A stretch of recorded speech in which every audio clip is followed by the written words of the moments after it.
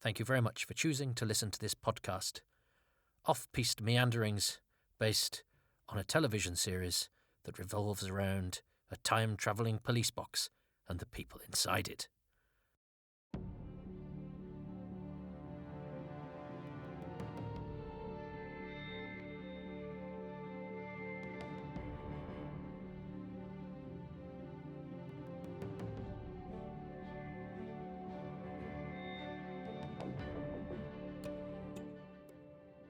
Welcome to Indefinable Magic, jottings and doodles inspired by the travels and travails of Doctor Who.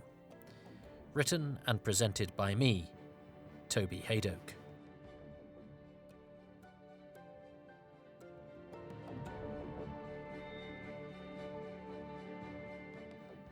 This week's episode, The War Doctors.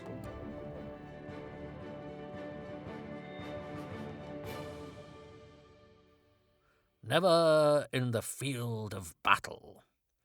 Well, I'm very lucky. I've never been in the field of battle. I was timid enough in the playground. Something struck me recently when I was researching minor players, a lot of them doddery, white-haired old geezers, in the Quatermass serials for the book that I'm taking several hundred years to write. I didn't really care about these long-dead old guys, many in one scene, some with no lines, and as I embarked upon my digging, I suspected there was little of interest to find out. It's not a book that needs, say, a long list of theatre credits, but find out I needed to, because that's how I'm made, and that's why the book has taken several hundred years, and will doubtless take several more to complete.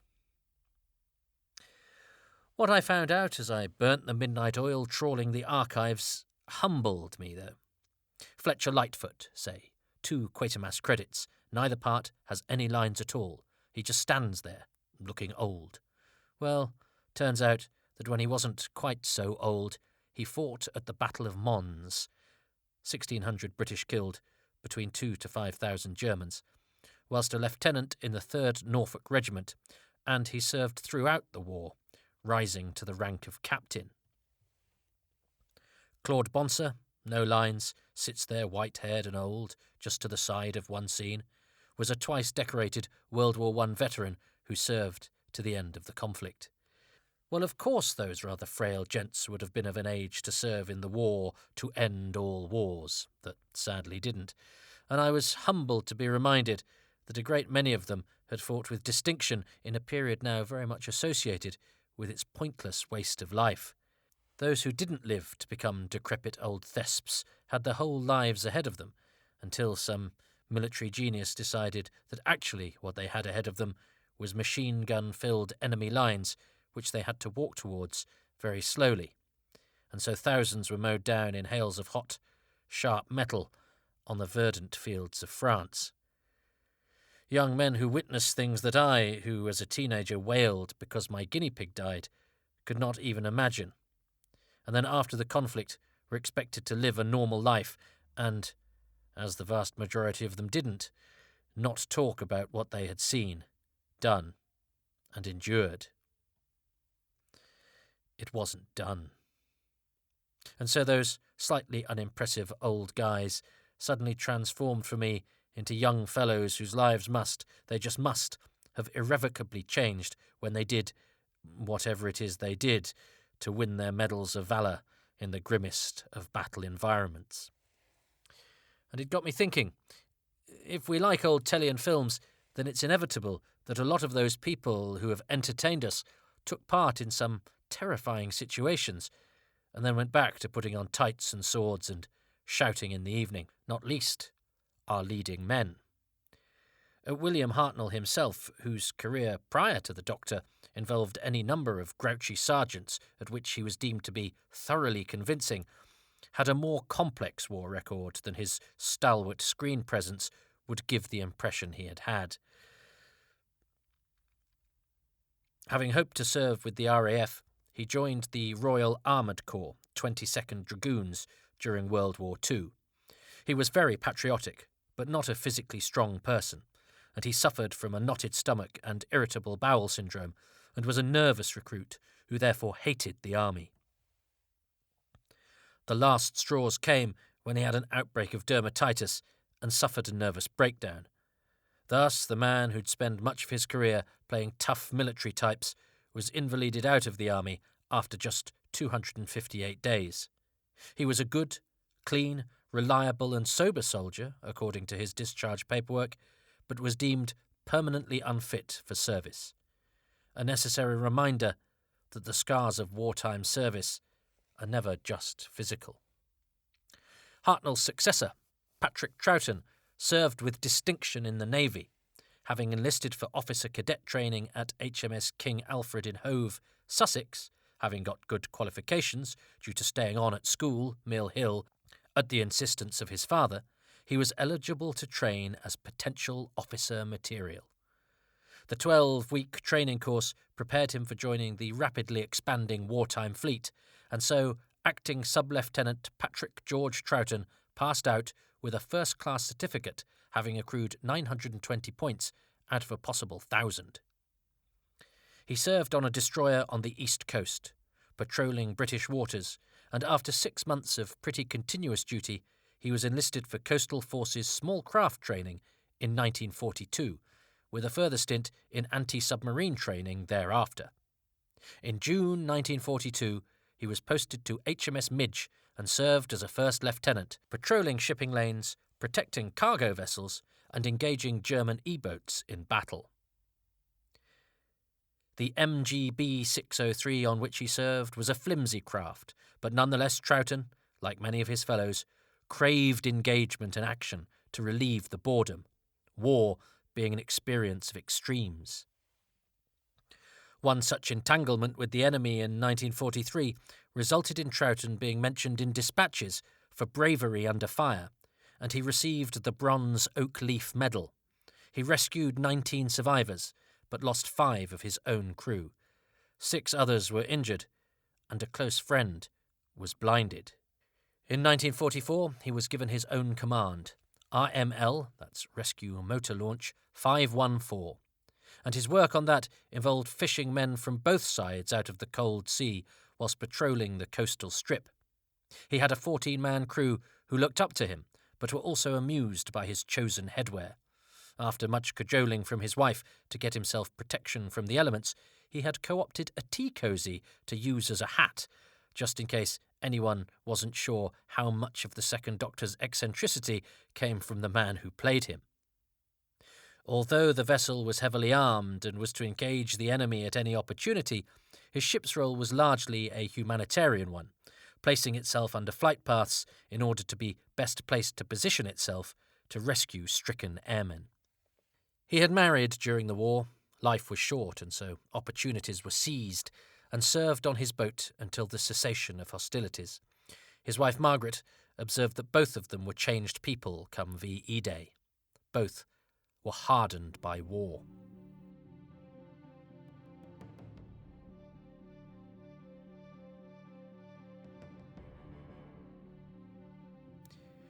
Troughton wasn't the only doctor at sea, for also serving his country atop the waves was John Pertwee.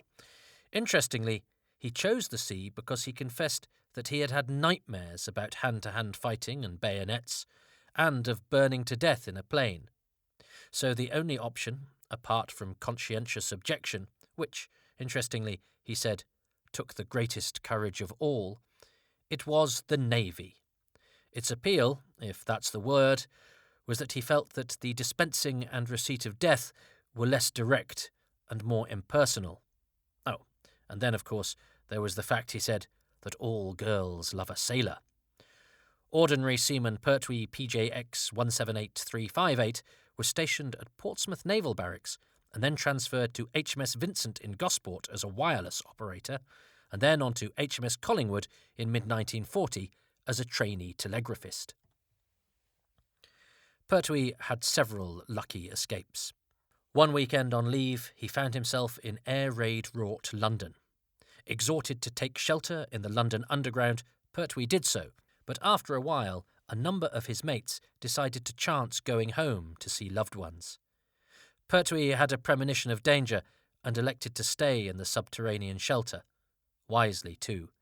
He later learned that 2 of his companions were killed, not by enemy bombs, but by falling shrapnel from his own side's AK guns. On the 29th of November 1940, Pertwee was assigned to one of the largest battle cruisers in the world, the HMS Hood. It was during this time that John got very drunk and acquired a green and scarlet cobra tattooed onto his forearm, which is so clearly visible as he ablutes in Episode 2 of Spearhead from Space and when he wears a T-shirt in Doctor Who and the Silurians. In May 1941, John was made an officer cadet whilst at sea aboard the Hood and was promptly transferred. Very shortly afterwards, the Hood engaged the Bismarck and was sunk. 1,412 men were lost. Only 3 from the entire crew survived. Shortly after his return to Portsmouth, John was caught in a bomb attack and suffered a severe head injury. When he regained consciousness, he engaged in conversation with the man on the gurney next to him, only to discover that the man was dead. Indeed, everybody was, because John himself had been presumed dead and placed in the morgue. Once recovered, he became Sub-Lieutenant J.D.R. Pertwee, RNVR Special Branch, and was posted to HMS Valkyrie in the Isle of Man before being drafted to the security staff of Naval Intelligence in Westminster, travelling around the country lecturing the services on the importance of security and secrets. He also claimed in later interviews to have been involved in hush-hush work, attending meetings with Winston Churchill and acting as a Q-type figure, educating intelligence officers in how to use special gadgets, something that the Third Doctor would definitely have enjoyed. Another future Doctor Who actor who narrowly escaped the doomed descent of the HMS Hood was Richard Beale, a diminutive, stocky, salty and pugnacious character actor. Beale was to become a fantastic servant to early Doctor Who, lending his deep baritone voice to the Refusions in the Ark, playing Bat Masterson in The Gunfighters, voicing the hypnotic propaganda perpetrated by the Macra Terror, and playing the Minister of Ecology in The Green Death, getting an off-screen Prime Minister, called Jeremy, to deliver a vocal punt up the posterior to Brigadier Lethbridge Stewart. Beale, perhaps best known for his short regular stint in EastEnders as Jackie Stone, was a great man of the sea, taking out his motorboat single-handedly until he turned 90. He bowed out of acting before he stopped sailing, aged a mere 85, having appeared in almost everything. Even during this downtime, however, he was still a dogged correspondent to programmes like Any Answers and a writer to local newspapers, and he wrote his memoirs about his World War II service, One Man's War, which was published by Bloomsbury in 2015 when he was just 95 years old and still as sharp as ever. Beale was commissioned into the Navy in 1940. He rose from being a rating to becoming commander of a coastal patrol craft. He served in Italy, Malta, and in Greek and Croatian waters, taking part in battles and sweeping for mines. Beale served one night as a relief galley hand on the HMS Hood shortly before it was sunk, but had plenty of closer shaves as he ascended up the naval ladder, at one point being seriously injured and nearly blinded. On the 12th of June 1945, Temporary Lieutenant Richard Henry Beale was mentioned in dispatches for distinguished services, and His Majesty's high appreciation for this was mentioned in the London Gazette. Taking the gunfighters as an example, actually, Beale was just one serviceman among the cowboys. David Graham, Charlie the barman, served in the Royal Air Force as a radar mechanic. John Alderson, Wyatt Earp, was a major in an artillery regiment for the British Army, and Reed de Ruin, Pa Clanton, served in the headquarters staff of the American Marine Corps at the start of World War II.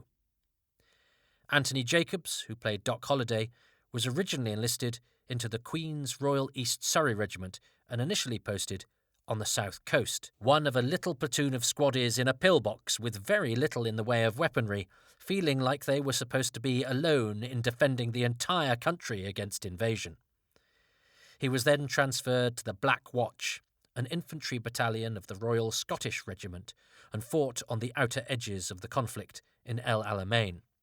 He wasn't right at the heart of things, but he did see action, which, according to his son Martin, had a profound effect on him. But he was an actor at war, and Martin illustrated to me the unexpected advantages of the profession in such an arena. According to his son, Anthony, a very English intellectual public school boy, was supposed to be in charge of a small group of Glaswegians from the Gorbals. They were wary of him, and he was terrified of them. He wasn't particularly tough or physical, and it was hard for him to win their respect. But he had trained as an actor, and so on the boat over to Africa, he bought what would now be known as airport bonkbusters, basically potboiler romance thrillers about people in the city making a cool thou and getting up to all sorts of no good. So he started reading to the lads, quite a few of whom were unable to read themselves.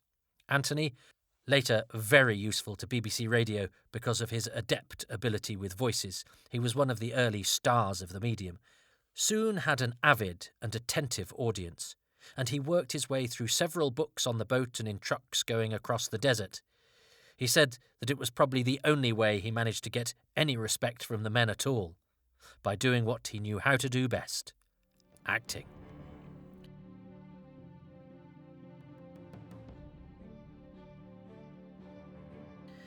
So there, just a smattering of war stories from one randomly elected Doctor Who story, which illustrates, I think, how many untold tales of conflict there were likely to be found backstage in a BBC studio in the 1960s.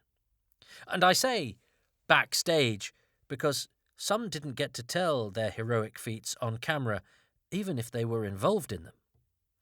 Peter Butterworth, from The Time Meddler and The Daleks' Master Plan, the meddling monk himself, must have thought he was in with a chance when, back in civilian life, he was asked to audition for the war film The Wooden Horse. The movie is based on a true-life escape in which a group of doughty British POWs dug a tunnel underneath the wooden horse they used for exercise. It was one of the war's most celebrated escapes, and Butterworth had been an instrumental member of it.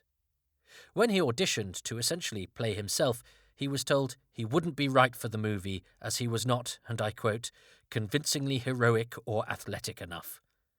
Peter had served with the Royal Air Force, but was shot down over an occupied Dutch island in the summer of 1940. He was taken to a prison near Frankfurt, but with 17 colleagues, he spent 6 months digging a tunnel under a bed with soup spoons, and finally escaped and travelled 27 miles on foot, only to be found in the woods by the Hitler Youth 6 weeks later. He always joked he'd never work with children after that, but he generally did not talk about the war, and his own children never asked him about it. A very common set of circumstances which will perhaps come as a shock to those of us existing in an age where it is not unusual for us to confront all of our sadnesses and afflictions and to share them publicly. Peter was transferred to Stalag Luft 3 in Poland, and that's where the wooden horse plan was hatched. Peter's job was to stand near the horse or vault over it in order to deflect suspicion from what was going on underneath: the digging of a tunnel. Later that year, he helped with the mass exodus that would come to be depicted in the film The Great Escape, in which 76 men famously got out through a tunnel. The film version of this daring venture features a few Who stars among the ranks: Ian Chesterton himself, William Russell, who, in real life, was a navigator and bomb aimer as a flight lieutenant in the RAF during the war, doesn't actually get out because the tunnel is rumbled just as it is his turn to go through it. Most touchingly, Angus Lenny from the Ice Warriors and Terror of the Zygons has a starring role as Archibald Ives, the Mole, Steve McQueen's diminutive partner in crime for whom confinement ultimately proves too much. Time Flight's Nigel Stock and Warriors of the Deep's Tom Adams both play characters involved in diversions, which, in real life, was Peter Butterworth's function during the escape planning, for he helped to organise distracting concert parties, including deliberately bad comedy routines designed to inspire boos which served to drown out the noise of the digging. But he didn't escape himself.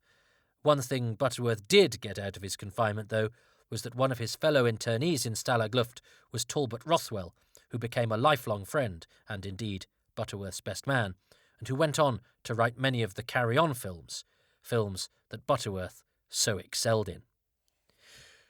Nigel Stock, by the way, above mentioned, and also the annoying Professor Hayter in Time Flight, was from a military family and himself served in the army from 1939 to 1941 with the London Irish Rifles and with the Assam Regiment Indian Army between 1941 and 1945 in Burma, China and India.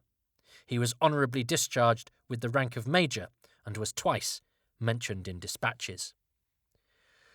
Nigel Stock also appeared in the classic war film The Dam Busters, alongside another Doctor Who and British war film veteran, Patrick Barr.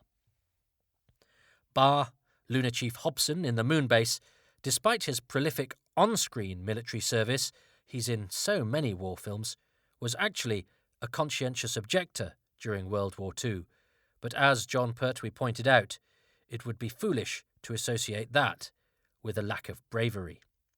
Whatever his reasons for not enlisting, he nonetheless put his life on the line closer to home by volunteering to aid people during the Blitz, and then put himself into the battlefield as part of an ambulance unit in Africa. He even played a conscientious objector in a 1939 play, The Jealous God, which highlighted the country's treatment of its citizens who declined, for whatever reason, to partake in combat. By contrast, the lead in The Dam Busters was Richard Todd, later Sanders in Kinder, who has the rare distinction of appearing in a war film in which somebody else plays him. In The Longest Day, which Patrick Barr is also in, that's how ubiquitous some of these guys were, Todd plays his own commanding officer. Todd had volunteered for service the day after World War II was declared and successfully deceived the election panel into thinking he was more eligible than he actually was, but still had to press his case to be accepted into the army, doggedly writing to the War Office several times. He trained as an officer at Sandhurst, but was delayed joining up when the building he was in was hit by a bomb, and he was hospitalised so that he didn't pass out until 1941. The night he went out to celebrate this, his usual haunt was full, so he drank elsewhere. The Café de Paris, his original destination, was bombed that night, and 84 people inside it were killed. Todd eventually joined the Parachute Regiment, his record describing him as jumps well, cheerful, fine example to his men.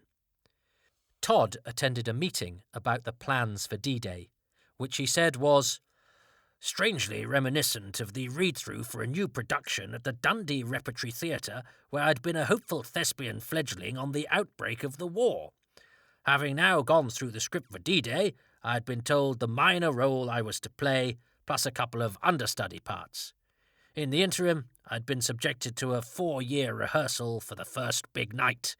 This time, there would be no prompter to get me out of trouble. His group were to hold a vital bridgehead that would secure the east flank of the entire invasion. During these events, Major John Howard played a leading role in the capture of the strategically vital bridge, and at one point, Todd and his commanding officer had a brief chinwag with Howard. In The Longest Day, Todd himself plays Howard, so restaged a fictionalised version of events that he himself took part in. And at one point, an officer comes to Howard and they exchange words. That officer is intended to represent Todd, and so the fictional Todd speaks to the real one for just a moment. In the film, Todd wore the very same beret he had worn on D-Day, though he changed the insignia to match what Howard, from a different unit, would have sported. Todd left the 7th Battalion of the 6th Airborne to join divisional headquarters for the remainder of the Normandy campaign. After the war, He accompanied the 6th Airborne to Palestine, but was seriously injured in a road accident and was discharged in 1946. But he was to see plenty of action on film, including being Oscar-nominated for his role opposite Ronald Reagan in The Hasty Heart as a terminally ill soldier, and playing the lead in the aforementioned The Dam Busters.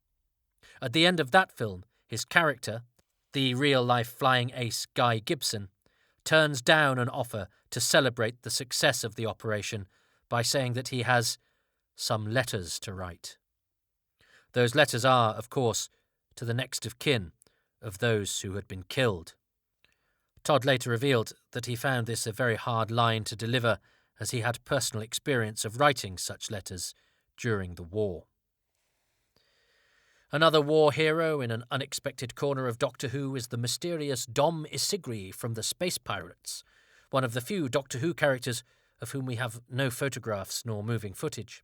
Played by a very famous actor of the time and Major Laurence Olivier collaborator, Esmond Knight.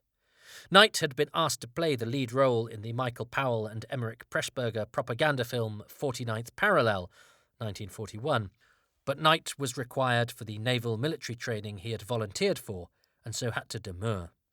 After completing his training, Lieutenant E.P. Knight was appointed as gunnery officer on the battleship HMS Prince of Wales. In 1941, the ship received orders to pursue the German battleship Bismarck, and in the ensuing firefight, the Battle of Denmark Strait, Knight witnessed the sinking of the aforementioned HMS Hood, which both Richard Beale and John Pertwee had so recently departed from. It was to be one of the last things Knight would ever see properly. A shell fired by Bismarck either passed through the bridge of the Prince of Wales and did not explode, or it exploded near the ship. Either way, fragments from the ship's superstructure hit Knight in the face, blinding him. He completely lost one eye, and the other was severely damaged. Totally blind, he vowed to resume his acting career despite his disability.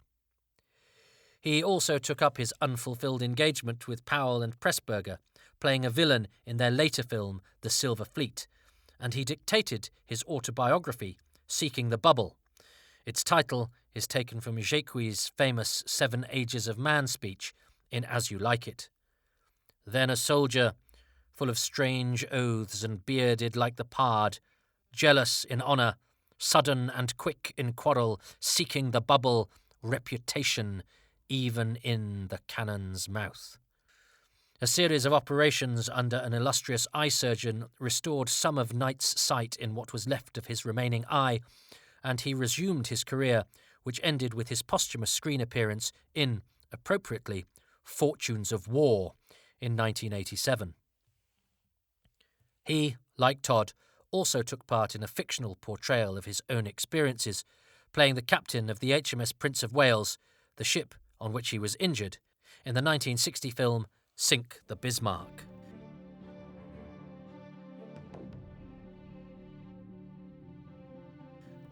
Another sea hero found in an unlikely corner of the universe is bumbling piratical sidekick Lieutenant Brotodak off of Meglos, that exquisite actor Frederick Treves. Cast against type in Doctor Who as a galumphing halfwit, he was more often found playing officers and the gentry. In 1942, he joined the Merchant Navy as a junior officer and served on an Allied convoy heading for Malta with vitally needed supplies. Most of the ships were destroyed by German bombers and submarines, and when Treves' vessel was hit, he was blown across the deck. There were 19 survivors out of a crew of 109, and for his courage in saving an officer from drowning after jumping overboard, Treves was awarded the British Empire Medal. After the war, he wrote Operation Pedestal, a play about the incident that was eventually broadcast on BBC Radio in 1974. Another Doctor Who alumnus whose war service has been recorded is funny little Welsh character actor Talfrin Thomas, Mullins the gittish porter in Spearhead from Space, and Dave the lovely miner in The Green Death. Talfrin, or Talf the Teeth as he was referred to by some colleagues, is best known to viewers as Tom Price in Survivors and Private Cheeseman in Dad's Army. In real life, he was a rear gunner on a Lancaster bomber and flew many bombing expeditions over Germany. On one training expedition, his aircraft crashed, and he was the lone survivor. Talfrin witnessed the cockpit go through the body of his navigator friend, and was so traumatized by this that he suffered a nervous breakdown and spent several months in a sanatorium.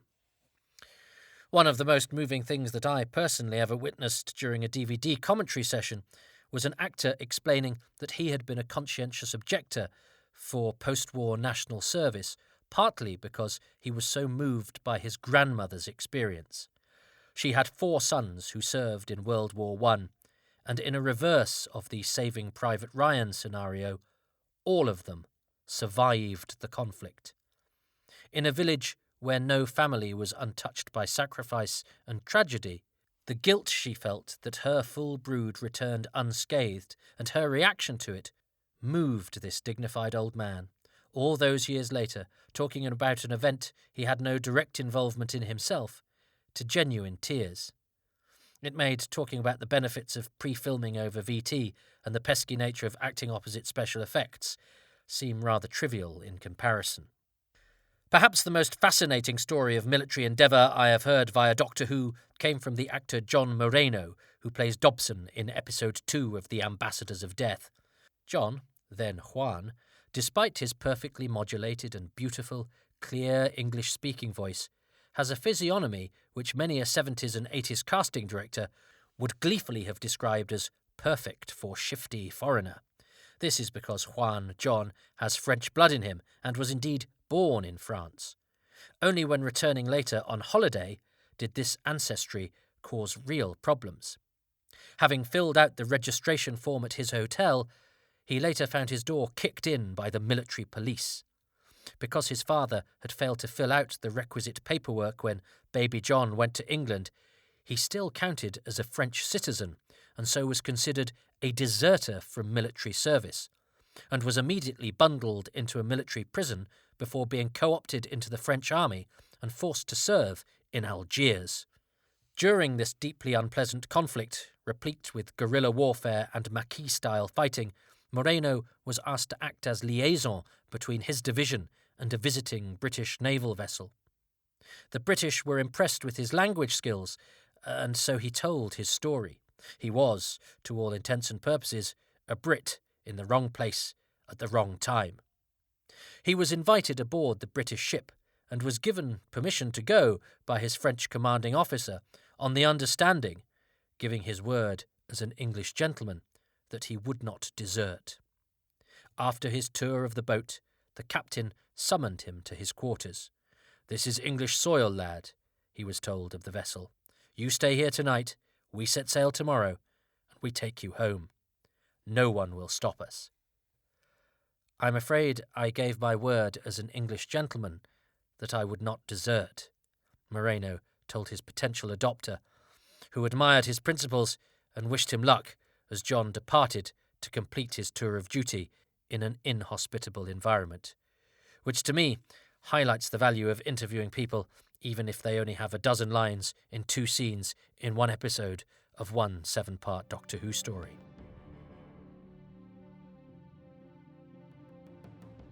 Now, I don't wish to be too biased towards the UK either. John Brandon, for example, brought authenticity to his role as the first victim of the Cybermen, the American sergeant in the 10th Planet, because he, an American, had himself served his country in the US Marine Corps during the Korean War. Nor do I wish to undermine the role of women during conflicts and the dangers that they face and the service that they fulfill. Indeed, I have director Paddy Russell's Women's Royal Naval Service papers.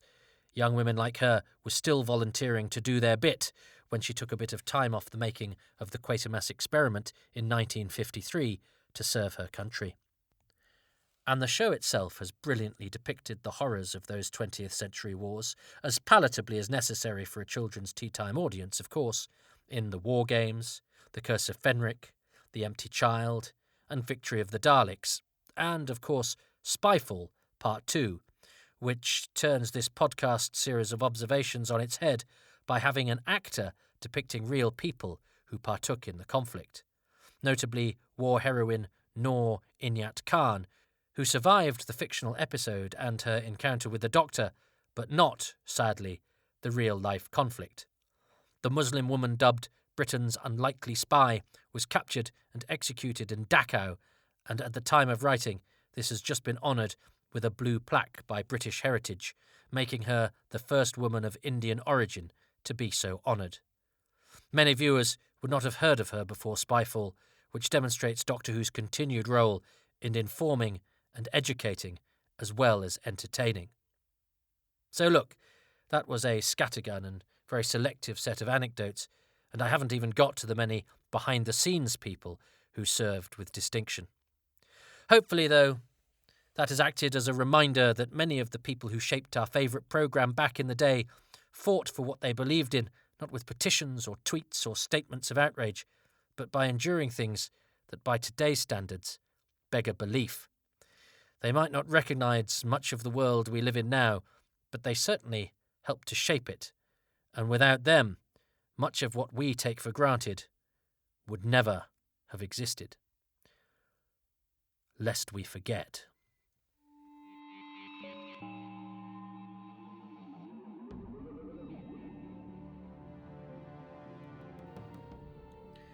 Thank you for listening to this week's edition of Indefinable Magic.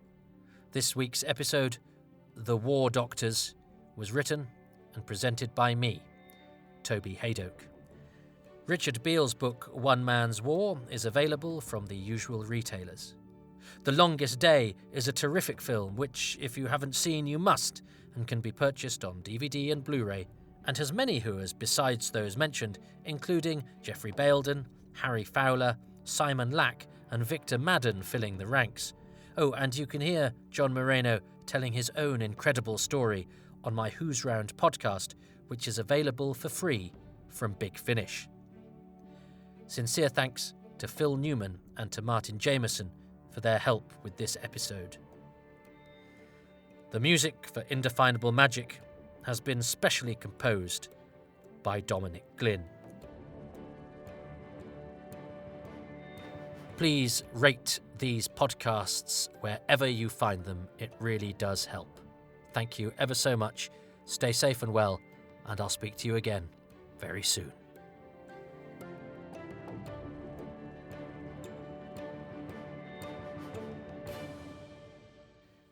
If you enjoy this podcast, you may wish to check out my other ones, Happy Times and Places, which is a positive commentary type thing, and Too Much Information, which is hardcore factoids, episode by episode. And if you would like to support these in these troubled and difficult times for artists, please go to my Patreon page, patreon.com/Toby Haydoke, or if you don't want to support monthly but make a one-off payment instead, go to Ko-fi, kofi.com/Toby Haydoke. Or do neither. It's up to you. I understand times are tough.